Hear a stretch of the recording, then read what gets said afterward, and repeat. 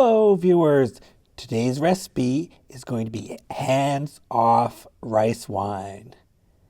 I'm going to be brewing rice wine with no touching and no stirring. If you like this video, please click that like button and subscribe, and please share this video wherever it is appropriate. I've read recipes for Chinese rice wine that emphasized not touching or stirring the brew at all. And these recipes also used less water. So that's what I'm going to show you now. Starting off, day 0, start with 1 kilogram of sweet rice, huangjiu. And wash that gently for 15 minutes, rinsing and draining repeatedly.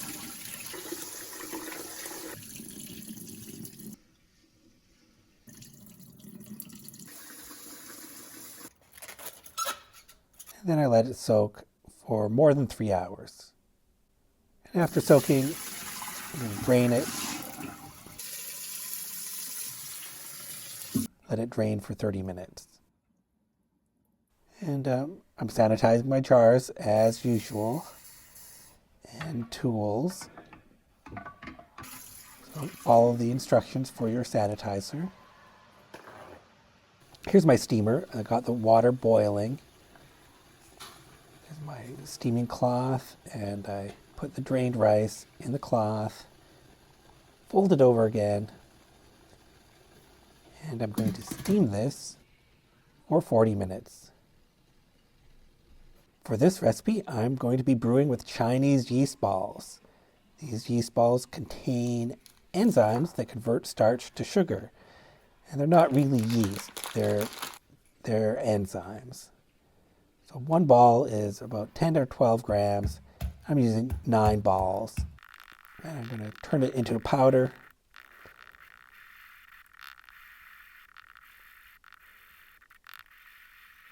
Okay, so that's powdered. And I'll weigh it again. Okay, so I have 95 grams here. That's actually a lot. The enzymes are pretty strong. So but I want to be sure this works. So I'm really using a lot of yeast balls.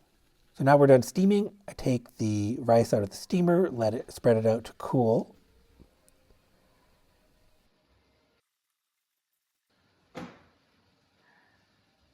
And once it's cooled to room temperature, I'm going to start off with a layer of the powdered yeast balls and a layer of rice, and alternate the rice and powdered yeast balls, the enzymes, and fill up the jar. Now notice I'm not touching the rice this time. Normally I grab the rice with my hands and I mix everything with my hands. This time I'm doing it all with utensils.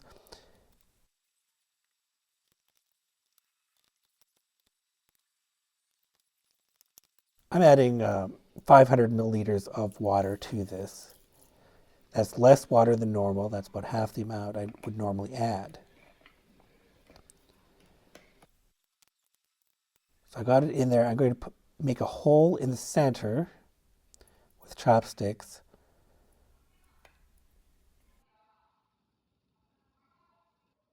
And I'm going to put the lid on loosely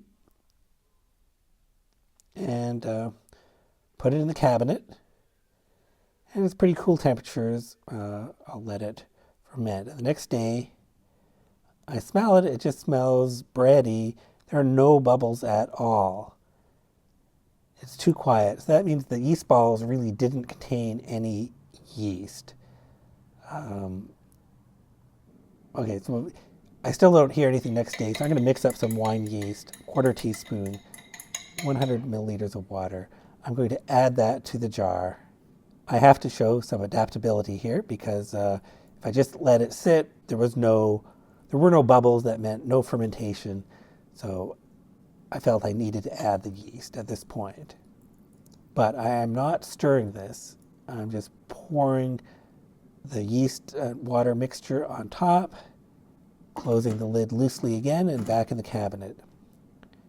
Okay, the next day I do see bubbles and I hear bubbles. So it is fermenting now, and I take a look inside and I do see some liquid filling up that hole in the center. So that's going according to plan. Now, normally I would have been stirring this multiple times, but for this recipe, I am hands off. I'm not touching it at all. So just watch it day to day. So I do see some liquid collecting in the bottom, so that's good. Hopefully this is working, but nothing is mixing it up, and I still see all these grains of rice. It's been 2 weeks, so it's good that I got some liquid. I know that fermentation took place, and I'm going to let this go for a really long time, especially since I'm not stirring it at all, and the temperatures are cool in the house. So now it's day 24, and I'm actually getting a bit worried. It looks sort of dry on top. The powdered yeast balls didn't really mix in. I can still see it in between the grains of rice. I don't know how well this is really breaking down. So I am going to pick this jar up and tilt it and see. There's sort of a solid mass of rice, but plenty of liquid. I'm going to try to make sure everything gets wet here, so there's no dry part on top. But I'm not going to mix it. So I'm just gently sloshing it around a bit so the top part gets a little wet. What I don't want there to be mold on this. If it is fermenting, parts that are fermenting won't have mold on it. But I don't want there to be any dry parts sticking out where mold could grow. Okay, so I still distinctly see the grains of rice. I don't know how much this is breaking down. So I'm a bit worried with the progress. I don't know how this is going to turn out, but let's continue. So it's been more than a month, still fermenting, letting it continue. This is going to be my longest fermentation ever.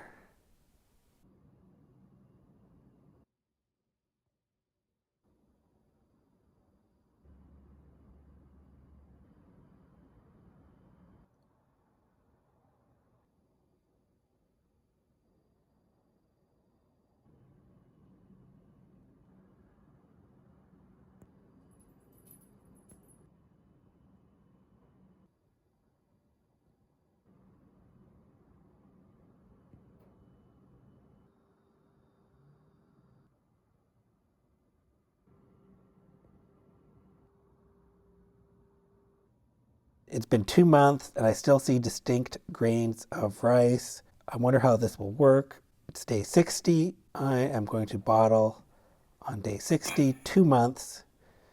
There's my filter bag. Let's pour it out. It pours out very easily. That's good. A little bit left at the bottom. I left that in the jar.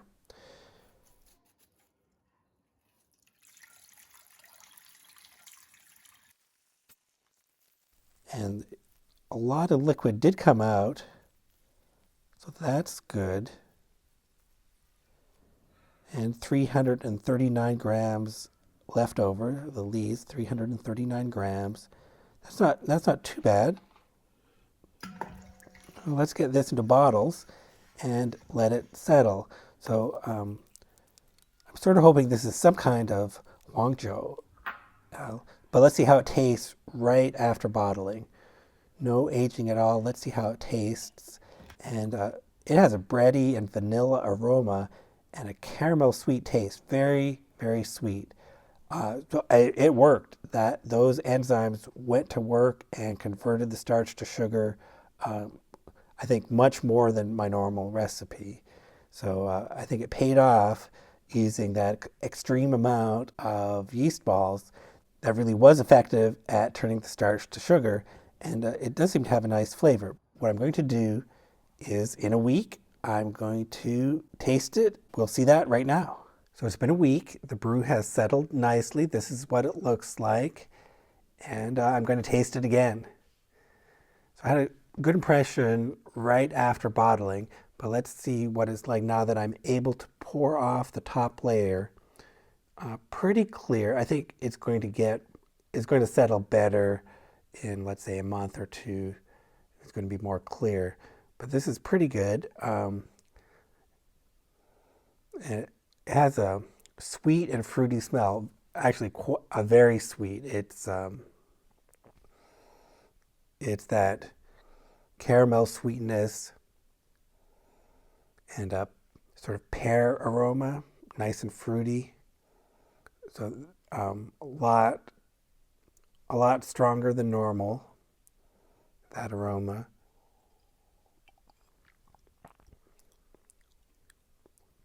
And the flavor too it's a pear, maybe some vanilla. Um, so this is much more like a regular wine that I normally brew. Um, One thing that's not present is the lactic acid flavor. Usually I get that, and that's something, from what I understand, that's encouraged by the stirring and also by mixing by hand. Um, that encourages the lactic acid bacteria, and that's a specific flavor that's present in makgeolli and that's desirable.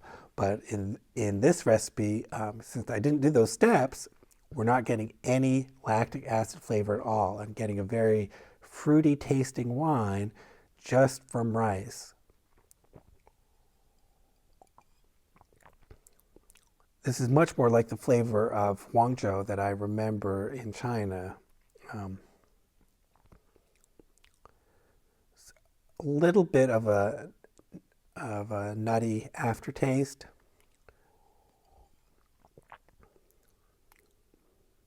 Yeah, and very sweet. By using all those yeast balls, I had lots of enzymes, and brewing for 2 months, I think I got a lot more sugar conversion, a lot more of the conversion of starch to sugar than I normally do. This is much sweeter than my previous brews. In the middle, I was quite worried that this was not going to turn out, that the rice hadn't broken down. I hadn't stirred it. It wasn't going to turn out because I didn't follow my usual recipe. But this was a great experiment. I got to take a different path and see how that affected the brew, and it really produces a different flavor of wine. Um, oh, I should mention again, another difference is that I used a lot less water than normal.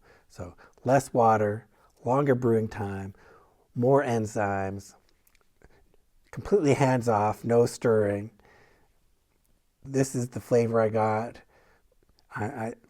This was a very positive result for me. I was worried in the middle. It turned out great. So I'm really glad with this result for this batch. Hope you found this interesting. Thank you for watching.